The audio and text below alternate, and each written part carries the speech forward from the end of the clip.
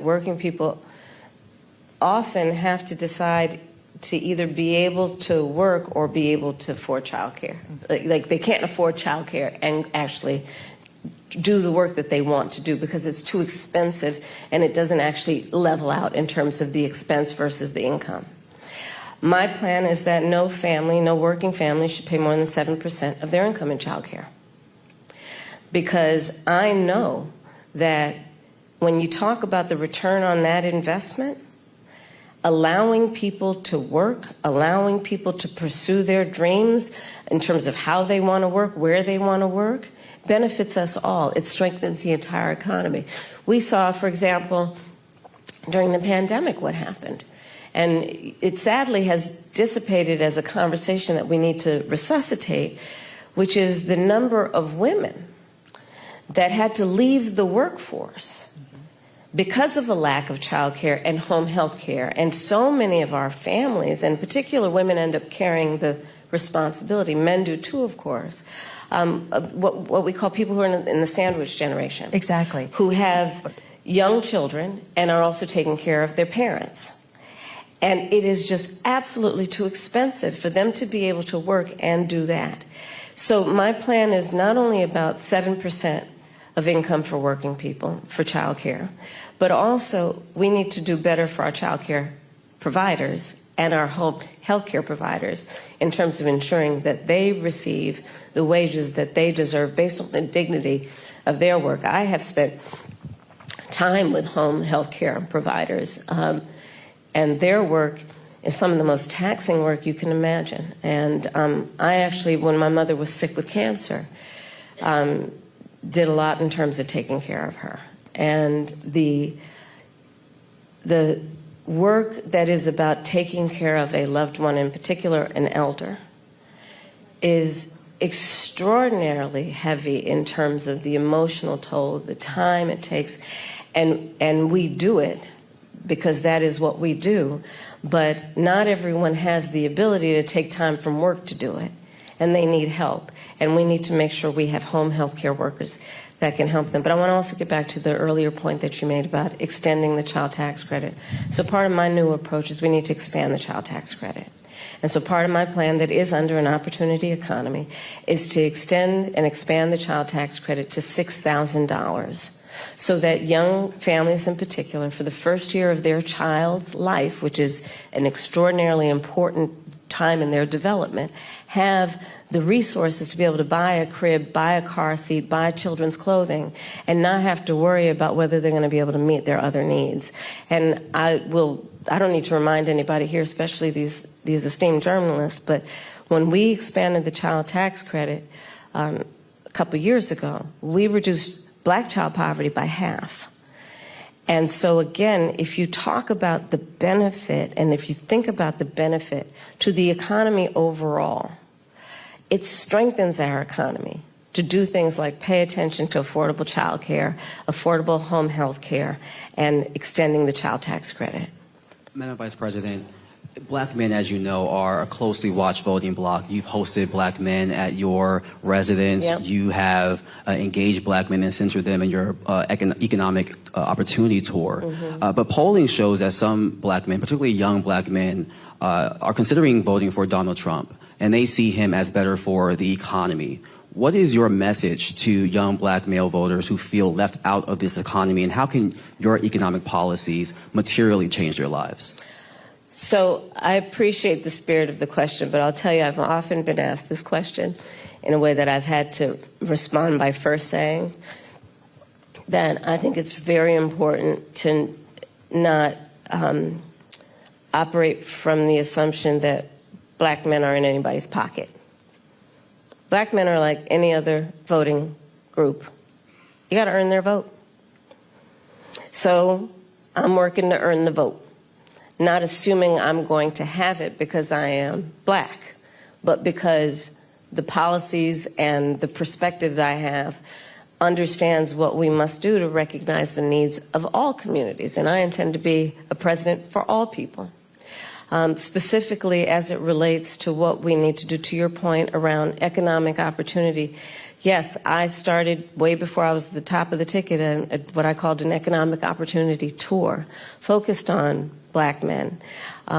Understanding that, for example, we have so many entrepreneurs in the community who do not have access to capital, but they've got great ideas, an incredible work ethic, the ambition, the aspiration, the dream, but don't have the relationships necessarily. So my work has included, as vice president, getting billions more dollars into community banks, including working with the big banks to do that, so that we can increase access to capital for our small businesses, for our startups. Part of my plan under my economic opportunity plan going forward is that right now, startup entrepreneurs, small businesses only get a tax deduction of $5,000. Nobody can start a small business with $5,000. So I'm expanding that to $50,000. Understanding, again, that when people have the opportunity to have the resources to get started, they're going to put the good ideas, they're going to put the hard work into it. And part of what I also know is that our young black men, just like any group of people, anybody, our small businesses are really the backbone of our economy overall. And when they do better economically, we all do better. Part of my work is about understanding what we need to do in dealing with, for example, the historic inequities that have faced the black community around home ownership, right? I don't have to go through the history with anybody here about what that has meant in terms of redlining, what that has meant in terms of biases and home appraisals, and what the impact it has had on stemming the opportunity to build intergenerational wealth because of those obstacles. So part of the work that I have done and will continue to do is identify, speak truth about those obstacles, and address them. Another example is medical debt. 1 in 4 black families or individuals is more likely to carry medical debt than others. So part of my perspective, and as vice president, part of the work that we have done is to say that we're going to eliminate medical debt from being on your credit score. Because until now, medical debt worked against your credit score, and people know their credit score like your weight, right? You know that number. And the difference between what that number is and what it needs to be is the difference between you being able to get a car loan, a small business loan, or even a lease on an apartment. And so part of my approach is understanding the obstacles that traditionally and currently exist to allow anyone, including black men, be able to achieve economic wealth. And I'm going to tell you, I don't think it is sufficient to just only talk about economic policy around reducing unemployment. It is an important marker, and I'm proud of the work that we've done thus far. But it should be a baseline there. Everybody's working. The point is, do people have an opportunity to build wealth? If that's what they choose to do, if that's what they want to do. And a lot of my perspective as we go forward is just that. I believe that there are a lot of opportunities that are available to the American people if we just see people and understand what they want for themselves and their families, and then meet them where they are. Madam Vice President, I want to switch gears a little bit and talk about the war in Gaza. Mm-hmm. You've called for a ceasefire hostage deal and a two-state solution as an end to the war for many months now. And while you've expressed support for Israel to defend itself, a two-state solution and a ceasefire are at odds with what Benjamin Netanyahu has said is their right to defense. If it matters, as you say, how Israel defends itself, where do you see the line between aggression and defense? And our power as Israel's ally to do something? Okay, a lot to unpack in what you just said. So let's start with this. I absolutely believe that this war has to end, and it has to end as soon as possible. And the way that will be achieved is by getting a hostage deal and a ceasefire deal done. And we are working around the clock to achieve that end. Stepping back, October 7, 1,200 Israelis were slaughtered, and actually and some Americans, by the way, in that number, slaughtered. Young people who were attending a concert, women were horribly raped. And yes, so I have said, Israel has a right to defend itself. We would. But Madam Vice President, I think my ask is the difference between aggression and defense. No, but it's important to put it in context, which is what I'm doing, and I'll get to that. And so how it does so matters. And far too many innocent Palestinians have been killed, women and children. We have seen with horror the images coming out of Gaza, and we have to take that seriously. And we have to agree that not only must we end this war, but we have to have a goal of a two-state solution, because there must be stability and peace in that region, inasmuch as what we do in our goal is to ensure that Israelis have security and Palestinians in equal measure have security, have self-determination and dignity. A question for you on that, though. What levers does the U.S. have to support Palestinians in their right to self-determination? And is it even possible as Israel's ally? Well, absolutely. I will tell you, I have been actively involved in, for example, meeting not only with Israeli officials, but with Arab officials to talk about how we can construct a day after scenario where we participate in ensuring those exact goals that I outlined, including as part of the principles that should be applied to those goals, that there be no reoccupation of Gaza, that there be no changing of the territorial lines in Gaza, that there be an ability to have security in the region for all concerned in a way that we create stability, and let us also recognize in a way that ensures that Iran is not empowered in this whole scenario in terms of the peace and stability of the region. But absolutely, the United States of America absolutely has a role, which is why we have been active, in particular with the Qataris and the Egyptians, around attempting to get a deal done and get it done as quickly as possible. But Madam Vice President, just to follow up really quickly, is there a specific policy change that you as President of the United States would say you would do that would help this along? Because you've gotten a lot of credit for emphasizing the humanity of Palestinians. But what I often hear from folks is that there's no policy change that either you or President Biden have gone and said they would do. Is there a specific policy change as president that you would do in our helping of Israel? We need to get this deal done, and we need to get it done immediately, and that is my position, and that is my policy. We need to get this deal done. But in the way that we send weapons, in the way that we interact as their ally, are there specific policy changes? Well, Eugene, for example, one of the things that we have done that I am entirely supportive of is the pause that we've put on the 2,000-pound bombs. And so there is some leverage that we have had and used. But ultimately, the thing that is going to unlock everything else in that region is getting this deal done. And I'm not going to disclose private conversations, but I will tell you I've had direct conversations with the Prime Minister, with the President of Israel, with Egyptian leaders, and with our allies. And I think we've made ourselves very clear this deal needs to get done in the best interest of everyone in the region, including getting those hostages out who, I mean, we saw the latest example of what happened with the 6 most recently, one of whom was an American citizen.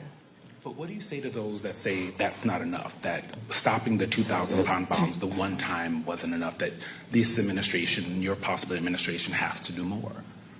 Well, we are doing the work of putting the pressure on all parties involved to get the deal done. But let me be very clear also. I support Israel's ability to defend itself. And I support the need for Palestinians to have dignity, self-determination, and security. as we move forward and get a two-state deal done. But right now, the thing we need to get done is this hostage deal and this ceasefire deal. We need a ceasefire. We need the hostage deal. I want to switch gears to racial justice, Madam Vice President. Last month, you eulogized Congresswoman Sheila Jackson Lee. Yeah. Jackson Lee's signature bill, one of a few, was H.R. 40, which would create a commission to study the history of U.S. slavery and study the issue of reparations. She introduced H.R. 40 every session of Congress, taking up the mantle from Congressman John Conyers. This is a bill that you have co-sponsored as a U.S. Senator. Yet, this has, despite the fact that this has been, similar commissions have been created on the state level and on the local level, is yet to pass in Congress, let alone come out of committee.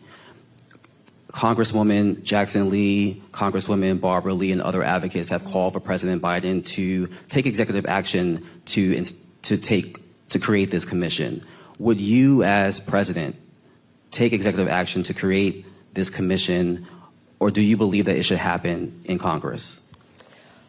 Well, first of all, as you mentioned, Sheila Jackson Lee, she was an extraordinary leader who we just recently lost, and she was a friend and a real champion for so many issues. So I feel compelled to say that about her. On the issue of what we need to do going forward, look, first of all, we just need to speak truth about history, in spite of the fact that some people would try and erase history and try and teach our children otherwise. We need to speak truth about the generational impact of our history, in terms of the generational impact of slavery, the generational impact of redlining, of Jim Crow law. I could go on and on and on. These are facts that have had impact, and we need to speak truth about it, and we need to speak truth about it in a way that is about deriving solutions. And frankly, I think that we, and part of that is studying it to figure out exactly what we need to do. But part of what we can do right now is, for example, what I'm talking about in terms of building an opportunity economy, which is addressing explicitly the obstacles that historically and currently exist and dealing with them: student loan debt, medical debt, bias in home appraisals. What we need to do in terms of dealing with an issue that I have championed for years, black maternal mortality, which is the fact that black women are 3 to 4 times more likely to die in connection with childbirth than other women.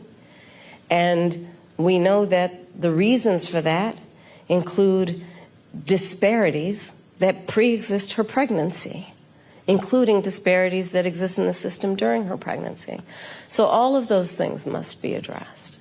But do you have a position on whether that should happen, this commission should happen through executive order or via Congress? I think Congress ultimately will have the ability to do this work. I'm not discounting the importance of any executive action, but ultimately Congress. Because if you're going to talk about it in any substantial way, there will be hearings, there will be a level of public education and dialogue that, and I think that was part of the spirit behind the congressional action thus far, to ensure that everyone can participate in this conversation in a way that elevates knowledge about history and the reference points that have that are the impetus of this conversation. Especially, again, when people are trying to deny history. When people are, so-called leaders are saying that enslaved people benefited from slavery. I mean, let's talk about the delta here in terms of the work that needs to be done. It's profound. Madam Vice President, I want to move to Springfield, Ohio, and what's happening there. We've seen school closures, parents worried about their kids leaving the home because of racist conspiracy theories that I won't repeat here, but they have been repeated by leaders on the Republican side, President Trump, former President Trump, and Vice Presidential nominee J.D. Vance. From your perspective, is this just a case of irredeemable racism that can't be mitigated by any rational action, or is this a situation in which a federal response could help this community heal? there's a question of resources and. Well, no, I'll let you finish and then I'll speak. No, please. It's a crying shame. I mean, my heart breaks for this community. You know, there were children, elementary school children, who it was school photo day. You remember what that's like? Going to school on picture day? Who were dressed up in their best, got all ready, knew what they were going to wear the night before, and had to be evacuated. Children. A whole community put in fear. And I'll say a couple things about it. One, you know, I learned a long time ago in my career, having a background as a prosecutor, when you have these positions, when you have that kind of microphone in front of you, you really ought to understand at a very deep level how much your words have meaning. I learned at a very young stage of my career that the meaning of my words could impact whether somebody was free or in prison. As Attorney General, I was of California, fifth largest economy in the world. I was acutely aware that my words could move markets. When you are bestowed with a microphone that is that big, there is a profound responsibility that comes with that. That is an extension of what should not be lost in this moment, this concept of the public trust. To then understand what the public trust means. It means that you have been invested with trust to be responsible in the way you use your words, much less how you conduct yourself. And especially when you have been and then seek to be again President of the United States of America. And so I go back to, it's a crying shame, literally, what's happening to those families, those children in that community, not to mention what is happening in terms of, look, you say you care about law enforcement resources being put into this because of these serious threats that are being issued against a community that is living a productive, good life before this happened. And spewing lies that are grounded in tropes that are age-old. And look, I said it not very far from here the other day at the debate. This is not new. This is not new in terms of these tropes. This is not new in terms of where it's coming from. And, you know, whether it is refusing to rent to people, rent to black families, whether it is taking out a full-page ad in the New York Times against 5 innocent black and Latino teenagers, the Central Park 5, calling for their execution, whether it is referring to the first black president of the United States with a lie, birther lies. And look, the American people deserve, and I do believe want better than this. I do believe that. I know, the vast majority of us as Americans know we have so much more in common than what separates us. I know that. I know that regardless of someone's background, their race, their gender, their geographic location, I know that people are deeply troubled by what is happening to that community in Springfield, Ohio. And it's got to stop. And we've got to say that you cannot be entrusted with standing behind the seal of the President of the United States of America, engaging in that hateful rhetoric that, as usual, is designed to divide us as a country is designed to have people pointing fingers at each other. It's designed to do that. And I think most people in our country, regardless of their race, are starting to see through this nonsense and to say, you know what, let's turn the page on this. This is exhausting and it's harmful and it's hateful and grounded in some age-old stuff that we should not have the tolerance for. So let's turn the page and chart a new way forward and say, you can't have that microphone again. Madam Vice President, I'm switching gears again. Okay. Quick question. I want to talk to you about gun control. So you've said you support an assault weapons ban and universal background checks, and we actually learned during the debate that you are a gun owner. Mm-hmm. But in cities like Philadelphia, handguns are responsible for most homicides and violent crime. The most recent FBI data shows handguns were involved in 59% of murders in our country. How will you address the issue of the use of handguns? Because a push for an assault weapons ban only addresses a significant but small part of the problem. So, first of all, yes, I am a gun owner, and Tim Walz is a gun owner, and we're not trying to take anybody's guns away from them. But we do need an assault weapons ban.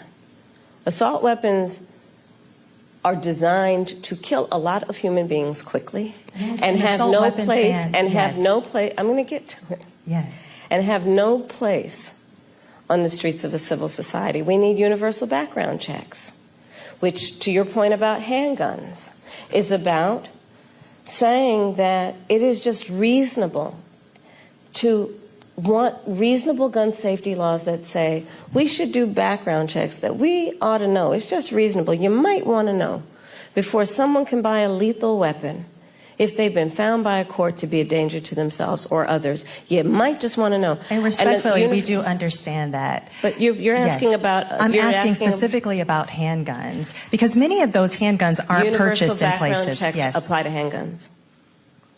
Yes. They do. But in many instances, those handguns aren't even bought lawfully. Yes. Which is why I also have been very adamant for years. In fact, I myself protested at a gun show probably 10, 15 years ago about the gun show loophole and why we need to close that. Because what ends up happening is that gun shows at flea markets, gun dealers are not, under existing law in the past, required to register their sales. And so you are exactly right that a lot of homicides, for example, a good number of them, I don't have the statistic in front of my mind, are committed with illegally purchased guns. And that's why we need to address each entry point in the issue, including universal background checks, closing the gun show loophole, and what we need to do as a general matter to focus not only on reaction to crime, but prevention of crime.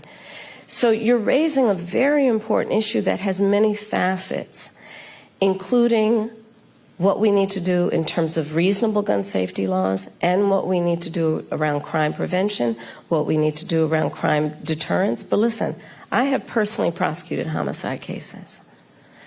I have held the hands of mothers who have come to me crying, who have said, I only want to talk to Kamala, because they knew when they sat down, I would treat them with the dignity and respect that they were entitled and due about the loss of their child, often their son, to gun violence and the need to take it seriously. And we must take it seriously in every way, understanding it's not just about a soundbite. It's about a comprehensive approach that deals with the tragedy of, to your point, everyday gun violence in America. It's real. It has had a profound impact in terms of trauma that for the most part has gone undiagnosed and untreated. The trauma that exists in communities around the violence of losing their children, losing a brother, losing a father, an uncle. All of that must be addressed, and we have to have a holistic response to it. Are there things we haven't thought about yet? Because every time we bring up this issue of gun violence, universal background checks comes up and a ban on assault weapons. Are there other solutions that you're also thinking about that will get at this issue? Absolutely. For example, part of what we did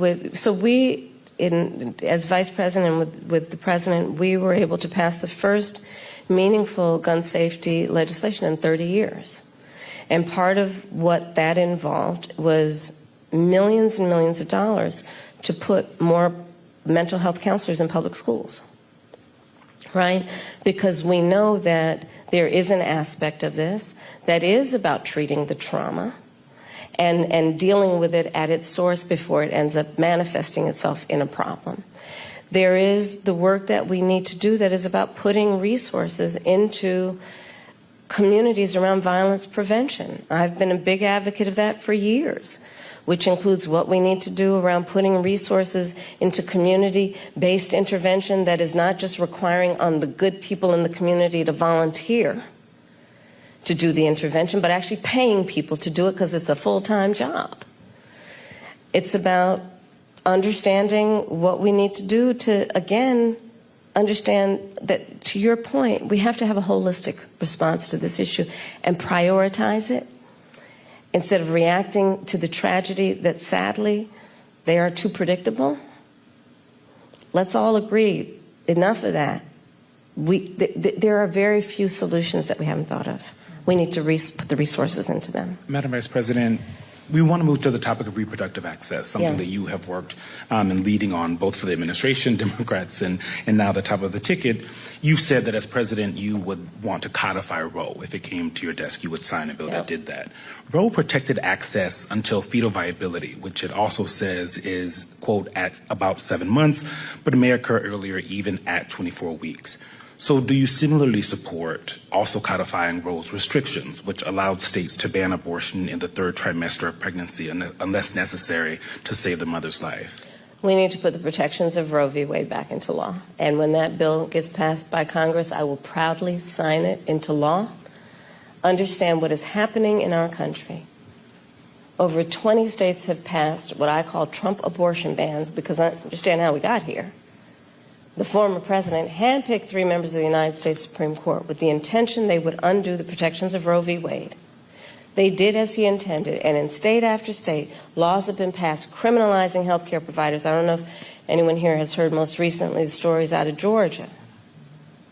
Tragic story about a young woman who died because it appears the people who should have given her health care were afraid they'd be criminalized after the Dobbs decision came down. Laws that make no exception even for rape or incest, which means that you're telling a survivor of a crime of a violation to their body that they have no right to make a decision about what happens to their body next, which is immoral. An approach that doesn't take into account that most people, I think, agree you don't have to abandon your faith or deeply held beliefs to agree the government should not be telling her what to do with her body. If she chooses, she will talk with her pastor, her priest, her rabbi, her imam, but it should not be the government or Donald Trump telling her what to do about her own body and her life. So that's where I stand. We need to put back in place the protection of Roe v. Wade and put that into law. And those restrictions that are also in. We need to put back in place the protections of Roe v. Wade and let an individual, in consultation with her doctor, make the decision based on what she can determine, because she's smart enough to know what's in her best interest instead of having her government tell her what to do, especially a bunch of people in these state capitals who think they're in a better position to tell her what to do than she is to know what's in her best interest. Before we conclude, Madam Vice President, Joyful Warrior has been used to describe your campaign. You didn't see that just a minute ago, though. Okay, I'm back to my joyful part. And your opponent and Republicans have at times weaponized you laughing in campaign ads, for example. Why is joy important to you to insert into this election? And what do you make of Republicans using that as a way to suggest that you're not a serious candidate? Well, sometimes I think, and I'll say to whoever the young people are who are watching this, there are some times when your adversaries will try and turn your strength into a weakness. Don't you let them. Don't you let them. I find joy in the American people. I find joy and optimism in what I see to be our future and our ability to invest in it. I find joy in the ambition of the people. I find joy in the dreams of the people. I find joy in building community. I find joy in building coalitions. I find joy in believing that the true measure of the strength of a leader is not based on who you beat down, but who you lift up. And I think we should all find joy and have a sense of optimism about who we are as Americans and what we mean to each other and what we can do to lift each other up. Madam Vice President, President Biden spoke to former President Trump after the attempt on his life this weekend. Have you spoken to him? I have. And earlier today, I assume? Yes. How'd that go? You want to give us some intel? Sure. I checked on him to see if he was okay. Yeah. And I told him what I have said publicly. There's no place for political violence in our country. I am in this election and in this race for many reasons, including to fight for our democracy. And in a democracy, there is no place for political violence. We can and should have healthy debates and discussion and disagreements, but not resort to violence to resolve those issues. On January 6th, your vehicle was allowed to kind of pass a viable pipe bomb. We've seen... No, I was in the building. You were in the building. And we've seen what's happening with former President Trump. Do you have full confidence in the Secret Service to protect all of you? I do. You feel safe, you and your family? I do. But, I mean, you can go back to Ohio. Not everybody has Secret Service. And there are far too many people in our country right now who are not feeling safe. I mean, I look at Project 2025, and I look at, like the Don't Say Gay laws coming out of Florida. Members of the LGBTQ community don't feel safe right now. Immigrants or people with an immigrant background don't feel safe right now. Women don't feel safe right now. And so, yes, I feel safe. I have Secret Service protection. But that doesn't change my perspective on the importance of fighting for the safety of everybody in our country, and doing everything we can to, again, lift people up and not beat people down so they feel alone and are made to feel small and made to feel like they're somehow not a part of it or us. Madam Vice President, thank you so much for your time. Thank you. Thank you. Yes. I've appreciated this. Thank you. Thank you. Thank you.